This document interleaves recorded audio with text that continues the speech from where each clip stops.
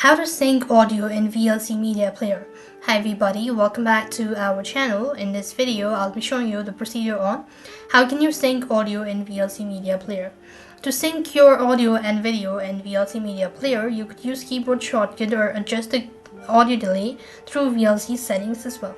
Now here what you could do is if you want to go with the VLC settings, then go ahead and open up your VLC Media. Click on Tools from the top right hand side corner of your screen. Click on Tool from the top of the page, go to Track Synchronization. After which you have this audio/video and audio track synchronization. Here what you have to do is you simply want to go ahead and enter in the number of seconds that you're delayed with. Now for example, I'm delayed with 7. So if you have the 7, then you simply want to go ahead and click that, and you also want to add the minus button right over here and click on close. Once you've done it, so you should be able to fix. Like I mentioned earlier, you could also do this with the help of your keyboard.